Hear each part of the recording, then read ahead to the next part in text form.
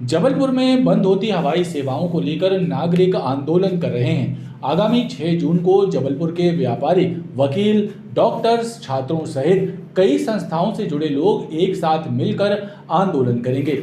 इस आंदोलन को नो फ्लाइंग डे नाम दिया गया है। इस आंदोलन की तैयारी को लेकर शनिवार को एक महत्वपूर्ण बैठक हुई। वायु सेवा संघर्ष समिति के तत्वावधान में ये आंदोलन किया जाएगा। जबलपुर में हाल ही में करोड़ों रुपयों की लागत से डुमना विमानतल को विकसित किया गया है, लेकिन जैसे जैसे जबलपुर डुमना विमानतल का विस्तार हुआ, वैसे वैसे यहां से हवाई सेवाओं को कम कर दिया गया। एक समय था जब जबलपुर से देश के अलग अलग हिस्सों के लिए 10 से ज़्यादा फ्लाइट्स थीं, लेकिन अब कुछ ही फ्लाइट्स रह गई हैं। ऐसे में अब बंद हो रही फ्लाइट्स को लेकर जबलपुर के नागरिक आंदोलन कर रहे हैं। ये आंदोलन धीरे धीरे बढ़ रहा है। आगामी 6 जून को वायु सेवा संघर्ष समिति के तत्वावधान में जबलपुर में आंदोलन होगा, जिसका नाम नो फ्लाइंग डे होगा। इस आंदोलन में व्यापारी, वकील, डॉक्टर, छात्र और अलग अलग संस्थाओं के प्रतिनिधि शामिल होंगे।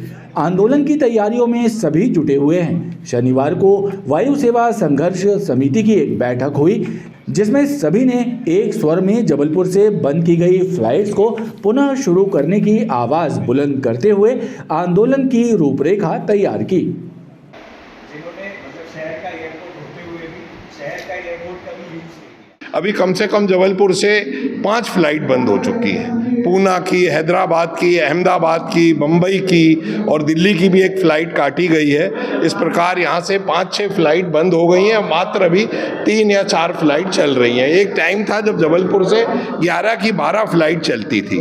तो हमारी जो फ्लाइट चलती थी वो हमें वापस मिलना चाहिए, वो हमारा अधिकार है, क्योंकि बहुत से उद्योगपति, उद्योग व्यापार के ऊपर बहुत प्रभाव पड़ रहा है। शहर के बाहर जो हमारे विद्यार्थी पढ़ रहे हैं, जो विदेशों में लोग जा रहे हैं, आ रहे हैं, उनको कोई, जैसे पूना की कोई ट्रेन नहीं, पूना की फ्लाइट बंद कर दी गई। जिसमें कि जबलपुर के साथ पिछले 2 वर्षों में 12 फ्लाइट से हम 5 फ्लाइट पे आ गए और नित्य निरंतर कटौती ही होती जा रही है। ये भी अभी गारंटी नहीं है कि ये वो 5 फ्लाइटें हैं, ये भी कोई कम ना हो जाए। तो इसका एक प्रतिकार है, हम लोग का एक विरोध है। जो 6 जून को हम लोग नो फ्लाइंग डे घोषित किया है, उसमें पूरी जनमानस से आग्रह है कि जबलपुर से जाने वाले और जबलपुर आने वाले को भी टिकट्स अपनी बुकिंग ना कराएं। और ये फ़्लाइट्स, जितनी फ़्लाइट्स यहाँ से मूव करेंगी वो फ़्लाइट्स खाली जानी चाहिए। उनको, उन एयरलाइन को दिखना चाहिए कि एक विरोध हुआ है इस तरह का।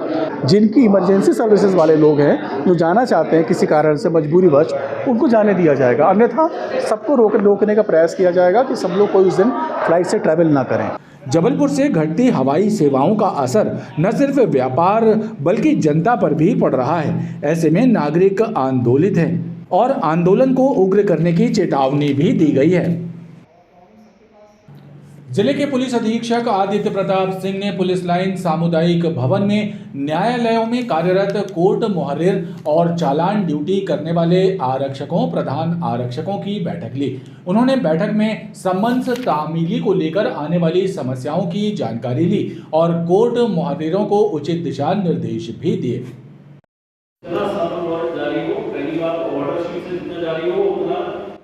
न्यायालय और पुलिस के बीच सेतु का काम करने वाले कोर्ट मुहर्रिर और चालान ड्यूटी में लगे आरक्षकों और प्रधान आरक्षकों की पुलिस अधीक्षक आदित्य प्रताप सिंह ने बैठक ली।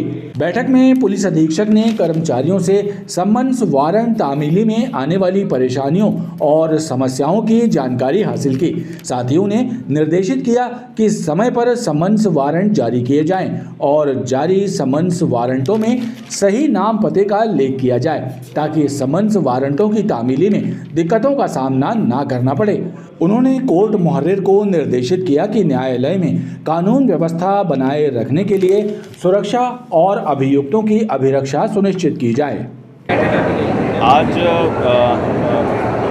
जबलपुर पुलिस लाइन्स में सभी समन वारंट मुंशियों की मीटिंग ली गई है और सभी को इंस्ट्रक्ट किया गया है कि जो समन वारंट जितने भी कोर्ट से जारी होते हैं उनको सभी की आमद और उनकी जो तामीली को लेके सभी के अलग अलग इश्यूज़ थे, उनकी समस्याएं सुनी गई और उनका समाधान किया गया।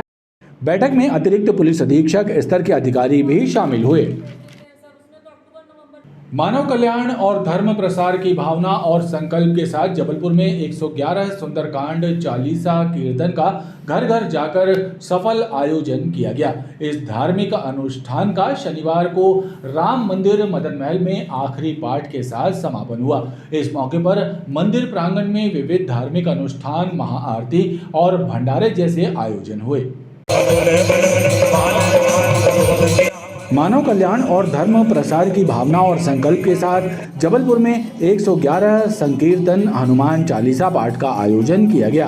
श्री कृष्ण मंदिर गोरखपुर के पुजारी पंडित कपिल द्विवेदी द्वारा घर घर जाकर हनुमान चालीसा पाठ किए गए। शनिवार को श्री राम मंदिर मदन महल में आखिरी 111वां संकीर्तन हनुमान चालीसा का पाठ हुआ और इस धार्मिक अनुष्ठान का भव्य समापन किया गया।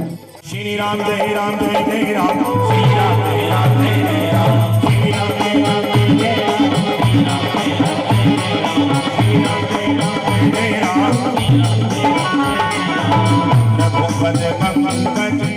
पंडित कपिल द्विवेदी द्वारा एक संकल्प लिया था विश्व कल्याण एवं धर्म प्रचार के लिए 111 सुंदरकांड का पाठ आपने घर घर में किया। 110 कर चुके हैं, आज 111वां पाठ श्री राम मंदिर मदन महल में अंतिम पाठ ये किया जा रहा है, जिसमें सैकड़ों भक्त लोग, श्रद्धालु लोग आके सुंदरकांड का पाठ कर रहे हैं एवं इसके बाद में हवन भी होगा, भजन कीर्तन होगा और भंडारा प्रसादी भोग की भी व्यवस्था की गई है। और ये जो कार्यक्रम है, इस दौरान मंदिर में महाआरती, प्रसाद वितरण के भी आयोजन हुए, जिसमें श्रद्धालुओं ने बढ़ चढ़कर हिस्सा लेते हुए पुण्य लाभ अर्जित किया। सिविल लाइन क्षेत्र में हेड पोस्ट ऑफिस के नजदीक स्थित BSNL ऑफिस परिसर में लगी झाड़ियों और पेड़ों में देर शाम आग भड़क उठी। देखते ही देखते आग ने विकराल रूप धारण कर लिया। आग इतनी भीषण थी कि परिसर की बाउंड्री वॉल के पास खड़ी कारें भी आग की चपेट में आ गईं। खबर लगते ही दमकल कर्मी दमकल वाहनों के साथ मौके पर पहुंचे और आग को बुझाने का काम किया।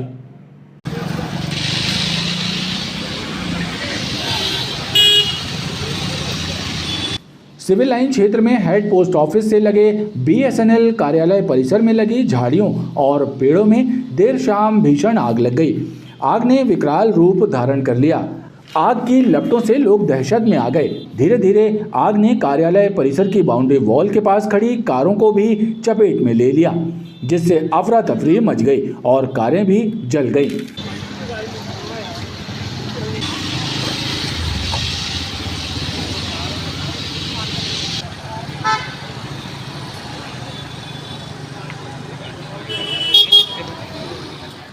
आग लगने की जानकारी मिलते ही दमकल कर्मी दमकल वाहनों के साथ मौके पर पहुंच गए। दमकल कर्मियों ने आग पर काबू पाया, लेकिन इससे पहले ही आग से परिसर के बाहर खड़ी कारों को नुकसान पहुंचा। BSNL ऑफिस में सूचना आई अभी साढ़े 5 बजे, 6:30 बजे हम लोग तत्काल रवाना हुए। देखा तो यार दो कारों में भी आग लगी हुई थी।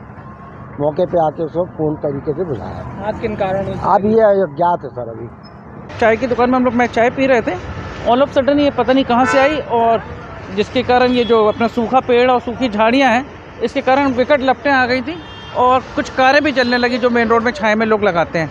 तो मैं लोगों को सावधान करना चाहूँगा कि पेड़ के नीचे ऐसी जगह सूखी जहाँ पत्तियाँ गिर रही हैं तो कारों को ऐसी भी मतलब उससे बचाएं अपना। 1-2 कारें जली हैं।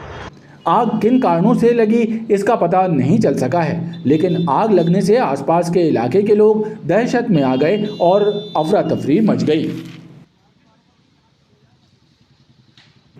नगर निगम के गोरखपुर जोन में पदस्थ महिला कर्मचारियों द्वारा रिश्वत मांगने का वीडियो सामने आया है। दमोह के सिंग्रामपुर में रहने वाले एक व्यक्ति ने आरोप लगाया कि उसके बच्चे का जन्म प्रमाण पत्र बनाने के नाम पर रिश्वत की मांग की गई।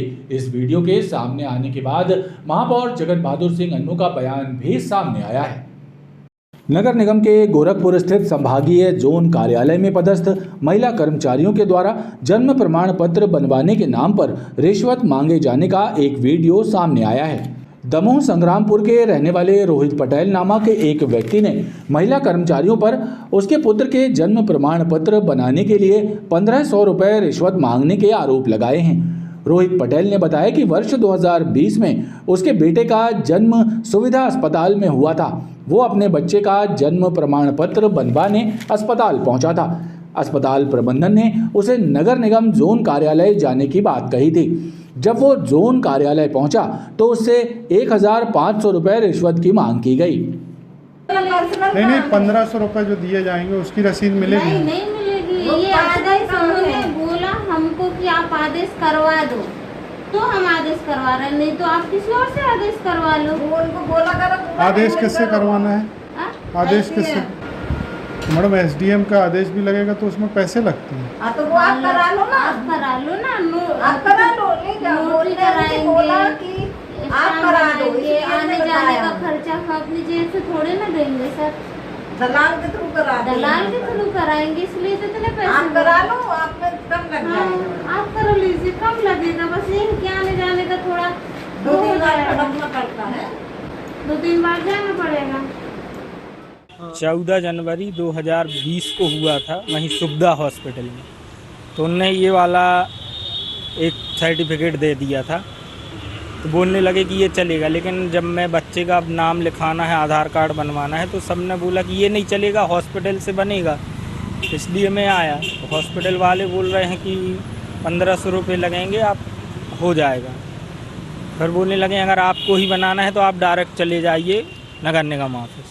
तो मैं वहाँ भी गया तो 1500 रुपये उन्होंने मांगा। किसके नाम पे मांग रहे हैं लोग, किसको देने के लिए मांग रहे हैं? वो कह रहे कहीं एसडीएम को देना है, कहीं कहीं देना है, वहाँ दलाल जाएगा, उसका पैसा लग रहा है। रसीद दो, तो रसीद के लिए मना कर रही थी। कितने दूर से आप आ रहे हैं और कितना परेशान हो गए? मैं 60 किलोमीटर दूर से हूँ सर, संग्रामपुर से। 3 दिन हो गए मेरे को आते, वो बस पैसे की मांग कर रहे हैं। इस मामले को लेकर महापौर जगत बहादुर सिंह अन्नू का भी बयान सामने आया है। महापौर जगत बहादुर सिंह अन्नू का कहना है कि इस मामले की शिकायत नगर निगम आयुक्त से की जानी चाहिए और साथ ही नगर निगम को वीडियो की जांच करवाकर कार्रवाई करनी चाहिए। 2-3 बातें हैं इसमें।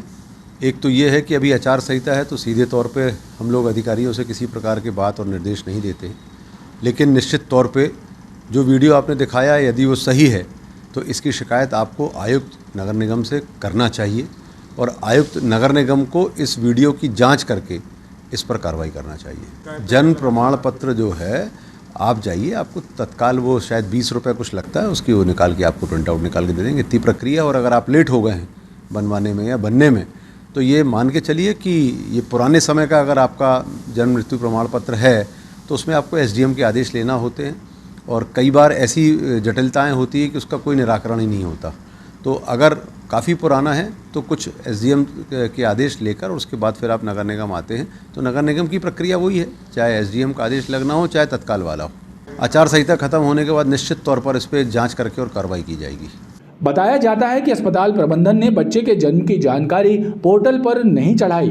हॉस्पिटल की लापरवाही के कारण बच्चे का जन्म प्रमाण पत्र बनवाने में अब अभिभावकों को परेशानियों का सामना करना पड़ रहा है। गढ़ा थाना पुलिस ने झारखंड के रहने वाले एक ऐसे गिरोह को पकड़ा है जो न सिर्फ भीड़ भाड़ वाले इलाकों में लोगों के मोबाइल चोरी करता था, बल्कि मोबाइल चोरी कर लेने के बाद उनके खातों से रुपए निकालकर धोखाधड़ी भी कर रहा था। पुलिस ने गिरोह के 3 सदस्यों को गिरफ्तार किया है। इनसे 6 मोबाइल, 3 एटीएम और आधार कार्ड बरामद किए गए हैं। गढ़ा थाना पुलिस ने झारखंड के रहने वाले 3 शातिर ठगों राजा कुमार महतो, सूरज कुमार उर्फ शनि यादव और आलोपी महतो को गिरफ्तार किया है। तीनों साहेबगंज झारखंड के रहने वाले हैं। पुलिस की माने तो ये लोग भीड़ भाड़ वाले इलाकों में मौका पाकर लोगों के मोबाइल से चोरी करते थे और फिर उनके सिम, मोबाइल नंबर और डिटेल्स का उपयोग कर खाते से रुपए निकाल रहे थे। हाल ही में कुछ आवेदकों द्वारा गढ़ा थाने में मोबाइल गुम होने और उसके बाद उनके बैंक खातों से फ्रॉड करके राशि निकालने की शिकायत दर्ज कराई गई थी। इन शिकायतों की जांच के दौरान पुलिस ने साइबर टीम की मदद ली और टावर लोकेशन के आधार पर गढ़ा क्षेत्र से तीनों को गिरफ्तार किया। जब इनसे पूछताछ की गई तो इन्होंने चोरी किए हुए मोबाइल्स के नंबरों के जरिए आधार ऐप के माध्यम से लोगों के खातों से रुपए निकालकर धोखाधड़ी करने का जुर्म स्वीकार किया। कि हम झारखंड के लगभग 3 लोगों को अभिरक्षा में लिया गया आलोपी महतो, राजा कुमार महतो और सूरज महतो। ये बेसिकली ये तीनों लोग झारखंड के रहने वाले हैं। इनका कार्य योजना इस प्रकार रहती है कि ये दूर के स्थानों को इसलिए चुनते हैं ताकि पुलिस इतनी दूर पर विवेचना करने या तलाश पतासाजी करने ना पहुँचे और ये पुलिस की पकड़ से दूर रहें। ये मोबाइल चोरी करने के बाद आजकल सिम आपकी आधार कार्ड व बैंक अकाउंट से लिंक होती है।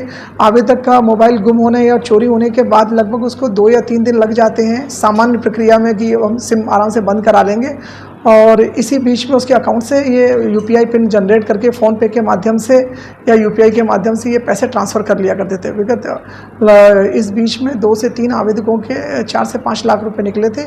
पुलिस ने इनसे 6 एंड्रॉयड मोबाइल, 3 एटीएम और 3 आधार कार्ड बरामद किए हैं। प्रारंभिक पूछताछ में इनसे ठगी के कई मामले उजागर हुए हैं। पुलिस इनसे अन्य मामलों में पूछताछ कर रही है। क्राइम ब्रांच और सिहोरा थाने की संयुक्त टीम ने ग्राम धनगवा में एक ढाबे के पीछे अवैध रूप से संग्रहित करके रखा गया 1350 लीटर डीजल और 300 लीटर पेट्रोल जब्त किया है। इस मामले में एक व्यक्ति की गिरफ्तारी भी की गई है। आरोपी के विरुद्ध ईसी एक्ट सहित अन्य धाराओं के तहत प्रकरण दर्ज कर मामले को जांच में लिया गया है।